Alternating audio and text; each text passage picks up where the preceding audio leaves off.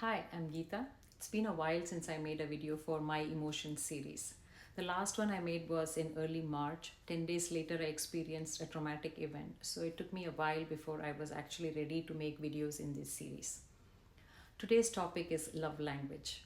Love language is the way a person expresses their love and affection for another person in a relationship. Like many of you out there, I also believe that love language is not just for couples, but for any type of relationship, like parent and child, siblings, friends, pet and pet owner, the list goes on. Today, I will be talking about how I use love language to build, nurture, and maintain relationships and even strengthen the relationship.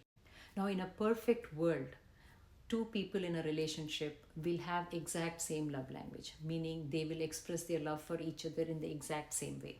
But that's wishful thinking. Not even a parent and a child or siblings share the same love language. It's because every person has unique personality. So that will give rise to conflict and misunderstanding in a relationship. Now, coming back to the topic of how I use love language. Even before I even knew the term love language, I started doing two things. One, I communicate my love language to the people I am in relationship with.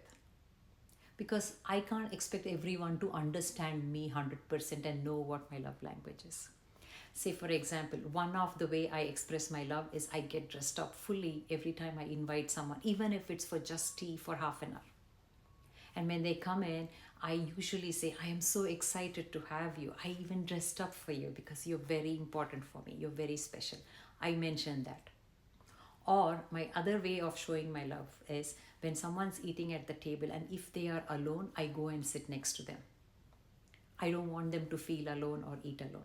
Even if I don't eat, I don't need to talk to them. I just sit. And when I sit, I tell them, I don't want you to be alone. I'll just sit here. You keep eating. So, these are some ways I communicate my love language. Basically, telling them, I care for you. This is how I show I care.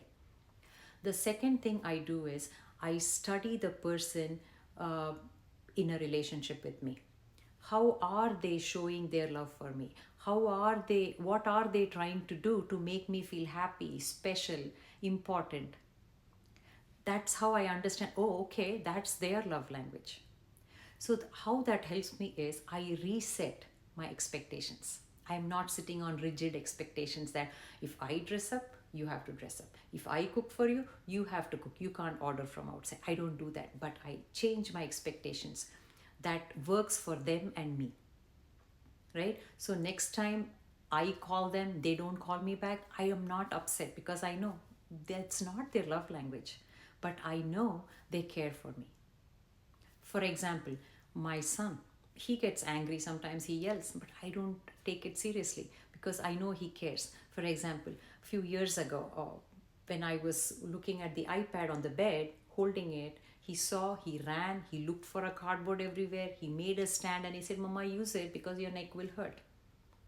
Or my brother and his wife, they know tiny things about me, about my likings, like gooseberry I eat once a year or once in 2 years. They remember and they make sure they have it every time I visit. I wouldn't even have thought about it. Or my daughter, she jumps every time to come and help me. Every time she sees me stressed, she says, I'll take care of the house, you go out.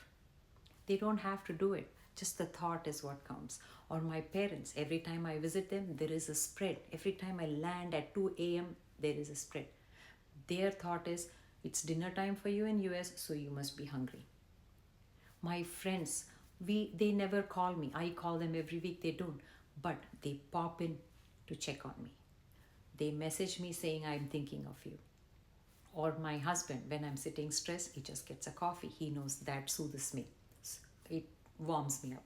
So these are some ways I watch, so I know how to set expectations. So in case they don't do exactly how to match my love language, I'm not upset because I never expected that in the first place because I know their love language is different. Now I have added a third one to my list because I value my relationships very much. So I have asked my friends to tell me what their love language is. So there is no chance for conflict. I will try studying them, but this makes it easier for me to work on the relationship. I hope this video was helpful. If you've not done it, start communicating your love language to your loved ones. Start understanding what their love language is, and maybe even ask them what their love language is. Bye.